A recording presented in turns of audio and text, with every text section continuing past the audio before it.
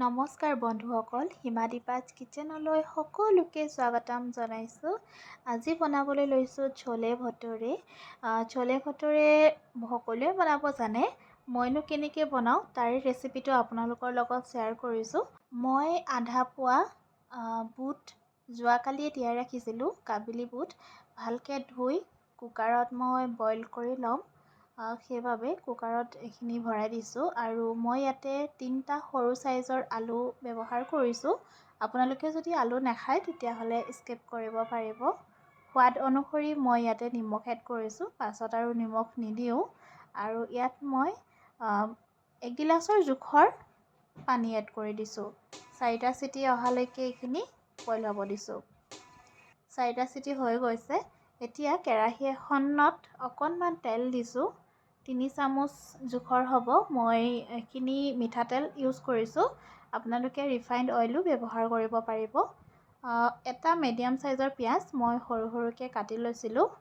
পিঁয়াজটো মই ইয়াতে তেলখিনি গৰম হোৱাৰ পাছত এড কৰি দিলোঁ। এইখিনি অকণমান সময়ৰ বাবে মই ফ্ৰাই কৰি লৈছোঁ। ইয়াতে মই আদা আৰু নহৰু থেতালি লৈছিলোঁ, তাৰে মই এচামুচ ইয়াতে এড কৰি দিছোঁ। এইখিনিও অকণমান ৰঙচুৱা হোৱালৈকে মই ফ্ৰাই কৰি ল'ম। এটা মিডিয়াম চাইজৰ মই বিলাহীও লৈছিলোঁ, সেইটো ইয়াতে সৰু সৰুকৈ কাটি এতিয়া এড কৰি দিছোঁ। এইখিনি অকণমান সময় ভাজি লৈছোঁ। ইয়াত মই আধা চামুচৰ জোখৰ হালধি এড কৰিছোঁ আৰু ইয়াতে মই অকণমান আধা চামুচতকৈ অকণমান কম হ'ব জিৰা পাউডাৰ আৰু এচামুচ কাশ্মীৰী পাউডাৰ এড কৰিছোঁ। আধা চামুচ ধনিয়া পাউডাৰ এড কৰিছোঁ আৰু আধা চামুচৰ গৰম মছলা পাউডাৰ এড কৰিছোঁ। এতিয়া অকণমান পানী দি মছলাখিনি ভালধৰণে সিজাই লৈছোঁ। বেছি পানী ব্যৱহাৰ কৰিব ইয়াতে নালাগে, কাৰণ অলৰেডি যেতিয়া বইল কৰা হৈছিলে বুটখিনি তাতে একেবাৰতে পানী দি দিয়া হৈছে। এইখিনি বইল কৰা বুটখিনি এতিয়া মই ইয়াতে এড কৰি দিছোঁ। ইয়াত মই পানীৰে সৈতে একেলগে এড কৰিছোঁ। যদি আপোনালোকে বিচাৰে আগতীয়াকৈ বুটখিনি টুকি থ'ব পাৰিব। এতিয়া এইখিনি বেছি সময় সিজোৱা নাই।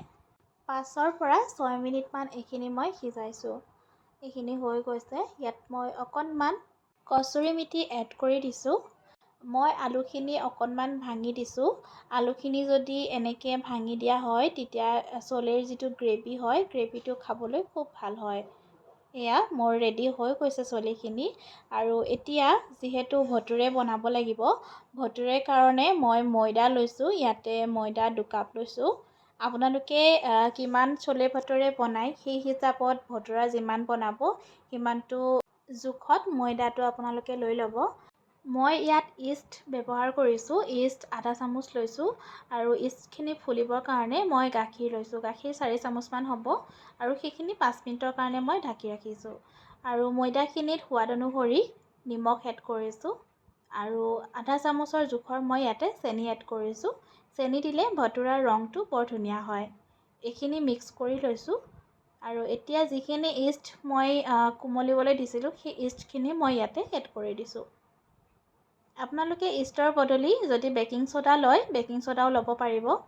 এতিয়া মই ইয়াত 3 চামুচৰ জোখৰ ৰিফাইণ্ড অইল ব্যৱহাৰ কৰিছোঁ আৰু ইয়াত মই দৈ ব্যৱহাৰ কৰিছোঁ। এইটো 10 টকীয়া দৈৰ টেমা হয়। ইয়াতে মই এটেমা কমপ্লিট দিছোঁ।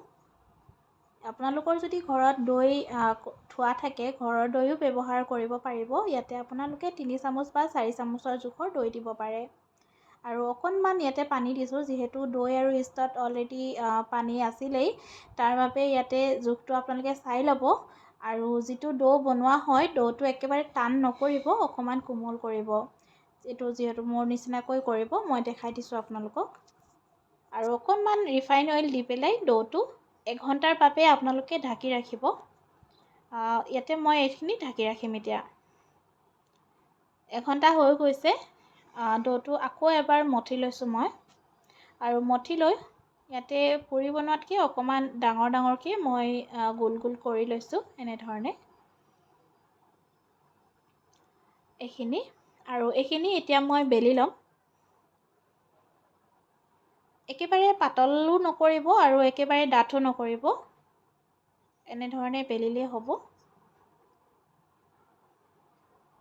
এতিয়া মই এখন কেৰাহী গৰম হ'বলৈ দিছোঁ। তাত ৰিফাইণ্ড অইল ব্যৱহাৰ কৰিছোঁ। ৰিফাইণ্ড অইল ইয়াতে এপোৱা হ'ব। তেলখিনি গৰম হোৱাৰ পাছত বেলি ৰখা ভটৰাখন মই ইয়াতে দি দিছোঁ। এয়া চাওকচোন কিমান ধুনীয়াকৈ ফুলি আহিছে। আৰু তেলটো গৰম হোৱাৰ পিছত জুইৰ ফ্লেমটো মিডিয়ামত ৰাখিব। তেতিয়া ভটৰাখন ধুনীয়াকৈ কালাৰটো উঠি আহিব, নহ'লে সোনকালে জ্বলি যাব। বন্ধুসকল, আপোনালোকে এনেধৰণে চলে ভটোৰে বনাই খায়নে ঘৰত? যদি এতিয়ালৈকে বনাই খোৱা নাই তেতিয়াহ'লে মই বনোৱাৰ দৰে আপোনালোকে ঘৰত বনাই খাব পাৰিব। একেবাৰে সহজ হয় আৰু অতি সোনকালে বনাব পৰা এটা ৰেচিপি হয়। আৰু যদি ঘৰত ধৰক কেতিয়াবা আপোনালোকৰ আলহী আহে তেতিয়াহ'লে এনেধৰণে চলে ভটোৰে বনাই আপোনালোকে খুৱাব পাৰিব।